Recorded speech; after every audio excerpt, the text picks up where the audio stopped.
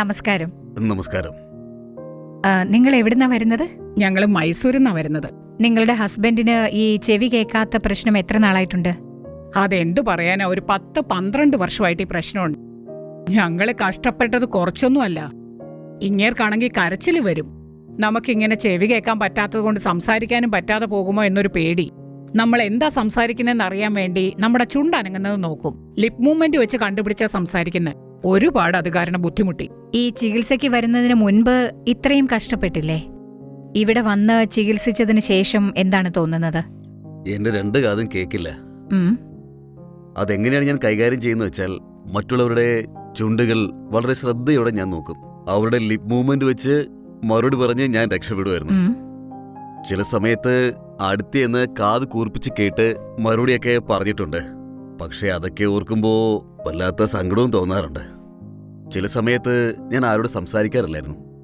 ഒരുപാട് ചികിത്സകളൊക്കെ ഞങ്ങൾ ചെയ്തതാണ്. പക്ഷെ ആ അളവിലൊന്നും ഒരു ഫലവും കിട്ടിയില്ല. ഒരു ദിവസം എൻ്റെ പേരക്കുട്ടി, വരും മുത്തച്ഛ, നമുക്ക് സിദ്ധർ ഇയർ ഫൗണ്ടേഷനിൽ പോകാമെന്ന് പറഞ്ഞു. എങ്കിൽ ശരി, വാ മോനെ എന്ന് പോയി നോക്കാമെന്ന് ഞാനും പറഞ്ഞു. അവിടെ ഡോക്ടർ എൻ്റെ കാത് മുഴുവൻ പരിശോധിച്ച് കഴിഞ്ഞിട്ട് കേൾവി തിരിച്ച് കിട്ടുമെന്ന് എന്നോട് പറഞ്ഞു. ആ നിമിഷം ഉണ്ടായ സന്തോഷമുണ്ടല്ലോ, വാക്കുകൾ കൊണ്ട് പറഞ്ഞറിയിക്കാനാവില്ല എനിക്ക്. ചികിത്സയ്ക്ക് ശേഷം പതിയെ പറഞ്ഞപ്പോൾ എനിക്ക് കേൾക്കാൻ പറ്റുന്നുണ്ട്. സാധാരണ ആൾക്കാരെ പോലെ തന്നെ നോർമലായി കേട്ട കാര്യത്തിന് മറുപടി പറഞ്ഞുകൊണ്ട് സന്തോഷമായിട്ട് കഴിയുന്നു. നിങ്ങൾ എപ്പോഴാ അതിന്റെ റിസൾട്ട് അറിയാൻ തുടങ്ങിയത്? എന്റെ ഫസ്റ്റ് സിറ്റിംഗില് ഞാൻ അവിടെ നോക്കുമ്പോ ഒരു നല്ല രീതിയിലുള്ള ഇംപ്രൂവ്മെന്റ് എനിക്ക് മനസ്സിലാകാൻ തുടങ്ങിയപ്പോ എനിക്ക് നല്ല ചേഞ്ചസ് മനസ്സിലാക്കാൻ കഴിഞ്ഞു. ഓക്കേ. വൺസ് ആ ചേഞ്ചസ് മനസ്സിലാക്കാൻ തുടങ്ങിയപ്പോ തന്നെ എനിക്കൊരു കോൺഫിഡൻസ് വന്നു. അതിനുശേഷം എന്തായെന്ന് വെച്ചാൽ അതേ ഡോക്ടറിന്റെ ഗൈഡൻസിലൂടെ ആ മരുന്ന് തന്നെ വീട്ടിലിരുന്ന് ഒഴിച്ചോളാൻ പറഞ്ഞു ഒരു 6 മാസത്തേക്ക്. ഉം. ഇപ്പൊ അടിപൊളിയായിട്ട് ചെവി കേൾക്കുന്നുണ്ട്. എന്തിനു പറയുന്നു, ഒരുപാട് സ്ഥലത്ത് എന്നോട് ഇയറിഡ് വെക്കാനുള്ള സജഷൻസ് ആണ് കൂടുതലും പറഞ്ഞിരുന്നത്.